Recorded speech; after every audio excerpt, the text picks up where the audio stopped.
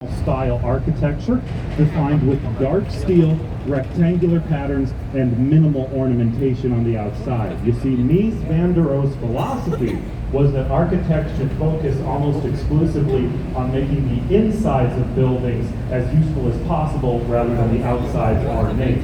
By the way, for my OPRF folks downstairs, I noticed a lot of you are on the wrong side of the boat for the beginning of the tour. Most of the tour on the beginning is going to be on the right side of the boat in the direction of travel if you want to move over. Anyway, on the right side of the boat, as you can see, not all architects like rectangles as much as Ludwig Mies van der Rohe did. The two circular towers on the right side of the boat were designed by Bertrand Goldberg. Get a good look at them, including those parking structures at the bottom of the towers. I'm going to talk about them for a moment here, now that we've passed them.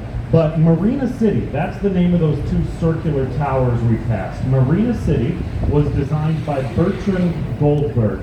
Goldberg was inspired by nature. He said there are no right angles, no square shapes in nature. He wanted to build round, natural-looking shapes for humans to live in. And when Marina City went up in the 60s, not many people lived in downtown Chicago. So, in order to entice residents, Goldberg filled it with amenities. It had its own grocery store, its own movie theater, and it has its own parking structures. And having seen those parking ramps, which you can still get another glance of behind us, you might have gotten nervous imagining cars falling off to the river. Don't worry though, that's only happened twice.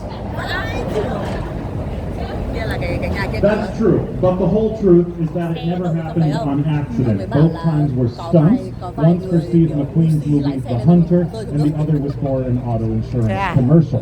Now, on the right side of the boat, the red brick building on the right side is from 1914. It's 109 years old.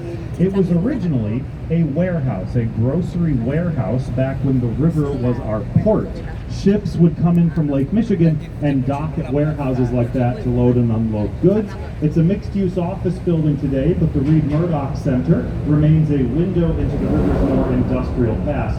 By the way, we do still have a commercial port on Lake Michigan in Chicago, but the Port of Chicago is on the south side, not downtown on the river anymore. The Great Lakes are still very active commercial shipping lanes. All right, now get ready, folks, because I always try and point something out coming up, which I think is worth it, so I always at least try, even though it is a little tricky. So I need you to get ready to look where I tell you. If you look in front of us and up to the right after the bridge closely, you might notice a stone building there. Right, I'm just kidding. It's actually pretty easy to spot. After this bridge to the right is extra large and in charge the Merchandise Mart. The Merchandise Mart on the right side of the boat was the biggest building in the world in 1932 by floor space. 4.2 million square feet, or 400,000 square meters of floor space. It's Art Deco style with vertical lines, setbacks toward the top, geometric ornamentation throughout. That's Art Deco style. Now the Merchandise Mart was designed by an architecture firm huge in Chicago, both by number of buildings designed and number of syllables in their name, Graham, Anderson, Probst, and White Architects. And the Merchandise Mart was bankrolled by Marshall Field. Anyone remember Marshall Fields? Mr. Marshall Field bankrolled the building to consolidate his many department store warehouses into one huge warehouse downtown on the river. It's a mixed-use office building today, and up until 2008, the U.S. Postal Service gave the Merchandise Mart its own zip code, that was 60654. All right. Now, in front of us to the right, the taller of these two rectangular glass towers, the taller of the two, is the new Salesforce Tower, just finished this year, designed by Pelly Clark Pelly Architects. But folks, take a break from looking up. If you just look around right here is where the three branches of the Chicago River meet.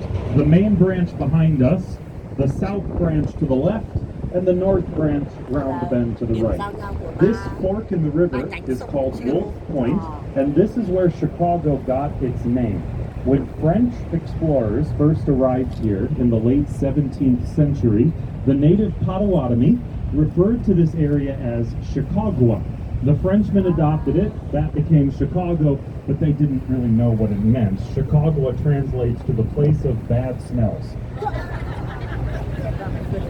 That's entirely true. It's because the river flowed through a swamp. That was the natural terrain here 200 years ago, a swamp by the lake, and in that swamp grew a species of wild onion. In the summer heat, those onions would